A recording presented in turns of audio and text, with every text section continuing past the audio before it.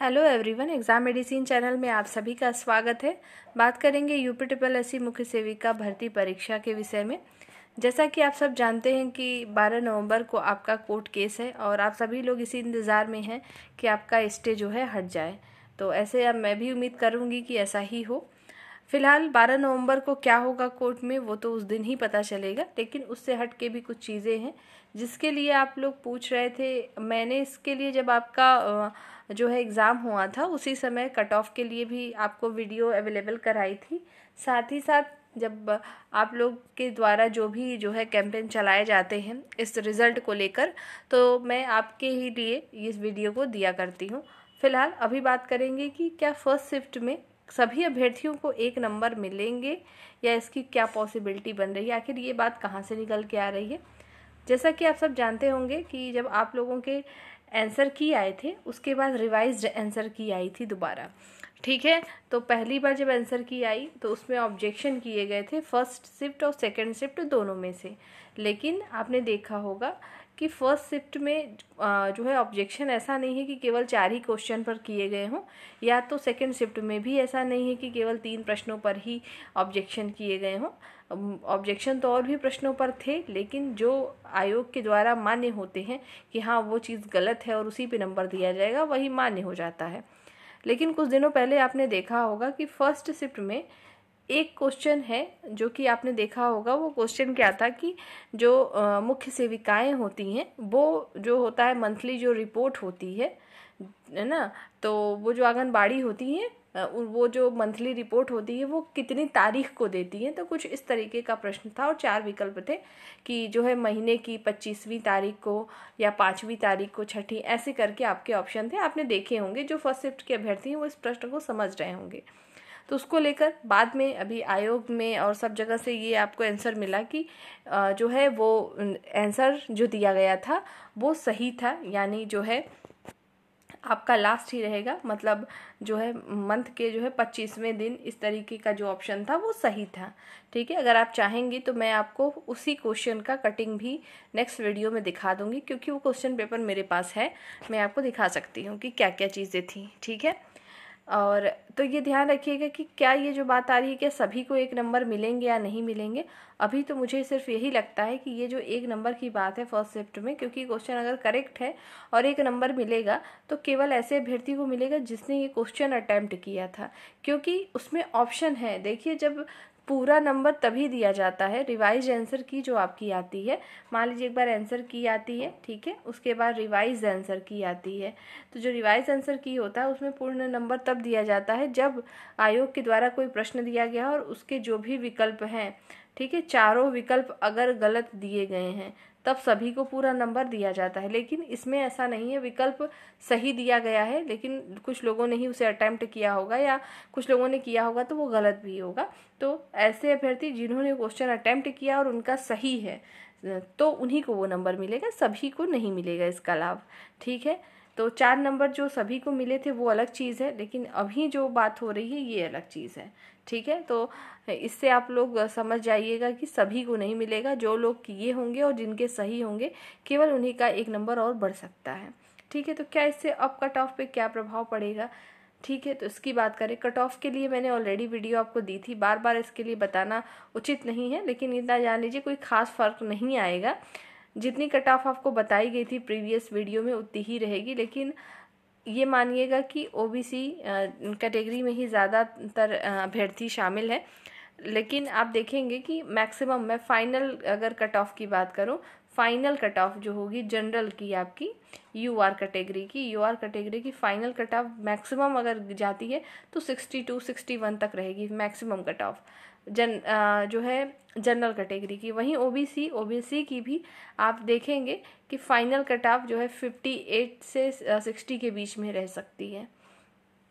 और अगर आप लोग को ऐसा भी है कि देखिए 34,000 टोटल अभ्यर्थी हैं, लेकिन सीटों की संख्या आपको पता है कि 2693 है, 2693 पद हैं। पर इसका मतलब ये नहीं है कि सभी के बहुत ही कम नंबर है। मैं पर्सनली खुद भी कई लोगों को जानती हूँ जिनके नंबर ठीक ठाक है। ठीक ठाक मतलब है कि 60 से 65 के बीच में नंबर हैं, ठीक है ना। तो बहुत कम तो नहीं उम्मीद कर सकते हैं, लेकिन हाँ इतना समझिएगा कि 60 तक फाइनल कट ऑफ जा सकती है। टीवी की कट ऑफ तो आपका 50 से 60 के बीच में ही रहेगी सभी की, मतलब 50 नंबर है, 55 नंबर है तो 55 नंबर ओबीसी को कॉलिंग हो जाएगी आपके जो है डॉक्यूमेंट वेरिफिकेशन के लिए। देखिए जो यूपीएससी का फंडा है ये थोड़ा सा अलग है और एग्ज़ाम के लिए, मतलब जो ये पहले डीवी कराते हैं, पहले तो जितने पद हैं उसके कई गुना लोग को बुलाते हैं, ये आप लोग अच्छे से जानते हैं। बहादुरी इसमें नहीं कि कितने लोग वेरिफिकेशन कराने जाते हैं, बहादुरी तो इसमें है कितने लोगों का फाइनल सिलेक्शन होगा। फाइनल सिलेक्शन तो केवल होगा 2693 पद के लिए। मान लीजिए यहाँ पे 7 से 8 हज़ार लोग आ ही गए तो उसका क्या ही मतलब है। तो ये इतने लोग को बुलाते ही हैं, हर एग्ज़ाम में बुलाते हैं, यहाँ पर भी बुलाया जाएगा, तो ये बहुत खुश होने वाली बात नहीं हो जाएगी सभी के लिए। जो मैं बात बता रही हूँ वो फैक्चुअल बता रही हूँ। अभी मैं स्टे की बात नहीं कर रही, ये तो सबको पता है कि जब तक स्टे नहीं हटेगा रिजल्ट नहीं आएगा। और नवंबर में अगर आपका 12 नवंबर को सुनवाई होती है, सब कुछ सही रहता है, तो वेरिफिकेशन के लिए जो है आपको बुलाया जाएगा। लेकिन मैं इस समय केवल नंबर कट ऑफ क्या हो सकती है, नॉर्मलाइजेशन क्या हो सकता है, ये आपको क्यों बता रहे हैं, इसलिए बता रहे हैं क्योंकि अभी बहुत अच्छा टाइम चल रहा है, इस समय कई वैकेंसी आई हैं और आने वाली भी हैं। ठीक है, इलाहाबाद हाईकोर्ट में है आपके एग्ज़ाम चल रहे हैं, एनटीपीसी के वैकेंसीज आई हुई और अदर भी आ रहे हैं। तो आप लोग जो है जो एलिजिबल हैं, ठीक है, जिनकी तैयारी है वो करते हैं, अभी आपकी एज है तो आप उसकी तैयारी करिए, केवल इसी के भरोसे मत बैठिएगा। क्योंकि यूपीएससी आयोग को जितना हम समझते हैं, यूपीएससी में कुछ भी कभी भी हो जाता है। जॉब दिए हुए लोगों को निकाल देते हैं, बाहर वालों को अंदर कर लेंगे, कब क्या होगा नहीं पता, कुछ भी नहीं पता। जिस तरीके से चीज़ें यहाँ पे चलती हैं और चली आ रही हैं, ठीक है। और रही बात नॉर्मलाइजेशन का प्रभाव, तो नॉर्मलाइजेशन जैसे आप सब लोग बात करते हैं कि सेकंड शिफ्ट को मिलेगा, तो फर्स्ट शिफ्ट को सबको अपनी शिफ्ट कठिन लगती है, ये तो सत्य है।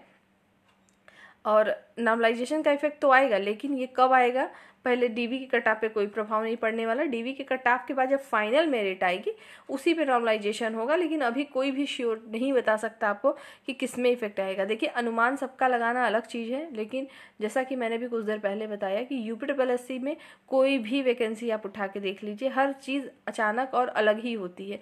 जो कट ऑफ सोची नहीं गई होती है वो कट ऑफ आ जाती है। अभी 2016 में एक वैकेंसी आई थी, कंबाइंड टेक्निकल सर्विस एग्ज़ाम, सम्मिलित तकनीकी सेवा परीक्षा। ये सोचिए 2016 की थी, इतना लेट लतीफ़ काम हुआ है। ये भी आपकी जो है 2023 में ही परीक्षा कंडक्ट हुई थी, इसका डीवी हो गया लेकिन फाइनल रिजल्ट नहीं आया। लेकिन इसकी मेरिट आप देखेंगे बहुत ज़्यादा हाई गई है। मैं आपको इसलिए नहीं बता रही हूँ ये चीज़ कि आपको डरने वाली बात है, बताया इसलिए जा रहा है कि आपको केवल एक चीज़ के भरोसे नहीं बैठना है। सब लोग अपने स्तर से मेहनत कर रहे हैं कि आपका जो है रिज़ल्ट आ जाए। आपके साथ में जो भी आपके अभ्यर्थी साथ में जुड़ी हुई हैं वो सभी लोग अपने स्तर से मेहनत करते हैं और कर भी रही हैं कि आपका रिज़ल्ट आ जाए। वो देखिए रिज़ल्ट आना और जो है डीवी होना वो अलग क्राइटेरिया है, लेकिन आप अभी क्या कर रहे हैं वो भी मायने रखता है। तो आप केवल एक चीज़ को लेकर ना बैठें, अपनी तैयारी को करते रहिएगा, क्योंकि बाद में ऐसा ना हो कि कुछ ऐसा हो जाए कि सोचना पड़े। क्योंकि आपको भी पता है अगर एक बार रिज़ल्ट आ गया तो उसमें कुछ संशोधन नहीं होने वाला है कि आपका भी नाम आ जाए, ऐसा कुछ हो जाए। और रही बात एक नंबर बढ़ने और घटने की, तो ये नंबर बढ़ भी सकता है और ये भी हो सकता है अगर फाइनली ना भी हो तो उतने का उतने ही रहे जिसका जितना नंबर है, ठीक है। ये सारी चीज़ें हैं और ये जो है आपका कब तक जारी हो सकता है। अगर 12 नवंबर को सब कुछ ठीक रहा, उसी दिन आपका स्टे हट जाए, भगवान करे ऐसा ही हो। अगर ऐसा हो जाता है नवंबर लास्ट तक आप देखेंगे आपका डीवी का कट ऑफ आ जाएगा, मतलब डीवी के लिए कट ऑफ जारी कर दी जाएगी। दिसंबर में आपका वेरिफिकेशन शुरू हो जाएगा। और एक कैलेंडर जो वायरल हुआ था उधर बीच जब मीटिंग हुई थी योगी जी की, तो आपने देखा था कि आपका नवंबर दिसंबर दिया हुआ था फाइनल रिजल्ट को लेकर, ठीक है। तो अगर ऐसा होता है तो कोई बहुत बड़ी बात नहीं होगी कि आपका दिसंबर के लास्ट तक रिजल्ट ना आए, क्योंकि जो अगर चाह लेंगे वो हो जाएगा, ठीक है। बाकी चीज़ें जो आपकी फंसी हुई हैं केस जो है कोर्ट में, वो सब चीज़ें समय से चूँकि नियम कानून के तहत होके चल रही है तो इसलिए समय तो लगेगा ही और वो लग भी रहा है। बाकी धैर्य रखिए, सब कुछ पॉजिटिव होगा। बताया सिर्फ केवल इसलिए गया है ये सब चीज़ें आपको कि केवल एक के लिए नहीं आपको बैठना है, तैयारी भी आपको करते रहना है, ठीक है। अगर आपका हो जाता है इसमें तो बहुत अच्छी बात है, और नहीं होता है तो कम से कम आपके पास रास्ते तो हों कि आपको करना है। ऐसा ना हो आपको कि आपको जीरो से शुरुआत करनी हो। इस वजह से जो भी आप कर रहे हैं इसमें भी आगे बढ़ते रहिए और तैयारी पे ध्यान देते रहिए। नेक्स्ट वीडियो में जल्द फिर मिलते हैं। अगर आपकी कोई क्वेरी हो इस परीक्षा से संबंधित तो आप ज़रूर पूछ सकते हैं, आपको बता दिया जाएगा। नेक्स्ट वीडियो में जल्द मिलेंगे। जय हिंद।